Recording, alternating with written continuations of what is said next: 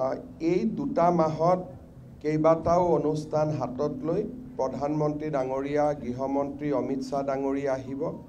প্ৰধানমন্ত্ৰী ডাঙৰীয়া ডিসেম্বৰ মাহত গুৱাহাটী বিমানবন্দৰৰ নতুন টাৰ্মিনেল মুকলি কৰিব আহিব আৰু নামৰূপত 12 লাখ মেট্ৰিক টনৰ ইউৰিয়া আৰু এমোনিয়া যিটো আমাৰ কাৰখানা হ'ব বা প্ৰজেক্ট হ'ব তাৰ শুভ উদ্বোধন কৰিবলৈ আহিব।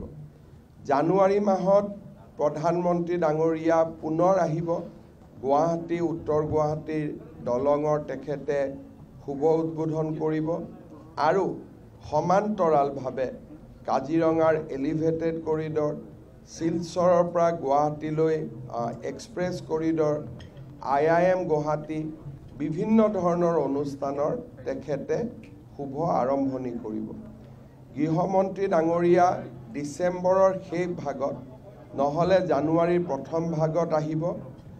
গুৱাহাটীত আমি নিৰ্মাণ কৰা 5000 আসনযুক্ত জ্যোতি বিষ্ণু সাংস্কৃতিক প্ৰকল্পৰ শুভ উদ্বোধন কৰিব আৰু বৰদোৱালৈ গৈ মহাপুৰুষ শ্ৰীমন্ত শংকৰদেৱৰ জন্মভূমিত আমি নিৰ্মাণ কৰা প্ৰকল্পৰ শুভ উদ্বোধন কৰিব।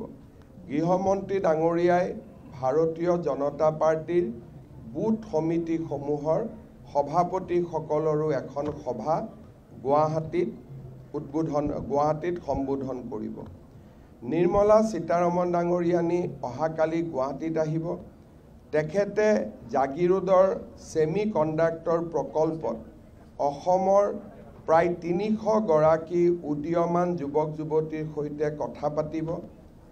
গুৱাহাটীৰ যি আমি জাহাজ চলাচলৰ বাবে বিশ্বমানৰ টাৰ্মিনেল নিৰ্মাণ কৰিছোঁ তাক শুভ উদ্বোধন কৰিব আৰু গুৱাহাটী ৰিভাৰ ফ্ৰণ্ট যি আমি ৰাজভৱনলৈ যোৱা পথত নিৰ্মাণ কৰিছোঁ তাৰ তেখেতে শুভ উদ্বোধন কৰিব। 8 তাৰিখে ৰাতিপুৱা তেখেত গহপুৰলৈ গৈ আমাৰ শ্বহীদ কনকলতা বৰুৱা বিশ্ববিদ্যালয়ৰ আধাৰশিলা স্থাপন কৰিব। 9 নৱেম্বৰ তাৰিখে কেন্দ্ৰীয় প্ৰতিৰক্ষা মন্ত্ৰী ৰাজনাথ সিং আহিব আৰু গুৱাহাটীত এয়াৰফোৰ্ছে পৰিৱেশন কৰিবলৈ লোৱা যি খুব উচ্চ মানৰ এৰ'শ্ব য'ত নেকি ৰাফেলৰ পৰা আৰম্ভ কৰি সুখইৰ পৰা আৰম্ভ কৰি গোটেই বিমানসমূহক দেখুওৱা হ'ব, সেই ধৰণৰ এটা এয়াৰ শ্ব'ত তেখেতে অংশগ্ৰহণ কৰিব।